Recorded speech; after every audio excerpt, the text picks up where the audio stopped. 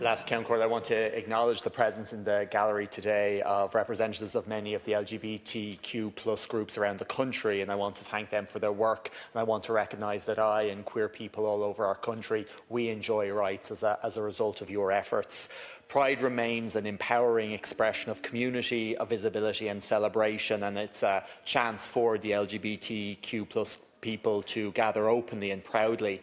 But as many of the speakers have noted, while it's an opportunity for us to reflect on how far Ireland has come in recent years, but it also has to be a truthful recognition of the challenges that our communities still experience. And I've made the point in this chamber and elsewhere that the trajectory of progress in Ireland has not all been one way.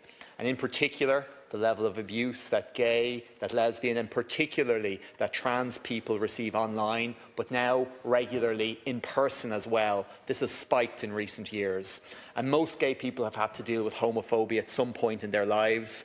We learn how to deal with it, we learn how to overcome it, sometimes we learn how to ignore it. And that can be a very deeply personal journey for each person involved. I think for a time in the afterglow of the marriage referendum, it was felt as if we turned a corner and that Ireland had settled a fundamental question about dignity and equality. But I believe, and I know many in the community believe, that there has been a change, and a change for the worse in recent years.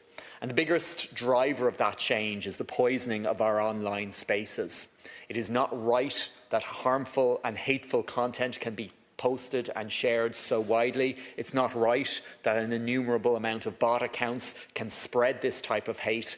And it's not right that a person struggling to come to terms with their own sexuality or their own gender identity is bombarded by that content.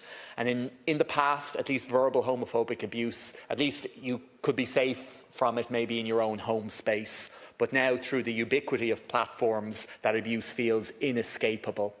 And it's not because there's suddenly more hateful people in our society, but it's because social media platforms have built systems that reward outrage, that reward division, and reward fear.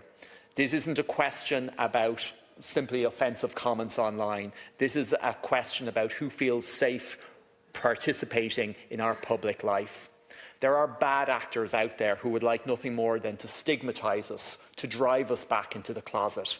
And we will not allow that to happen. So as Dublin celebrates Pride this weekend, we mark how far we've come. But let us also be clear that we will not accept any pushback on our LGBTQ+ rights, not internationally and not here in our own country as well.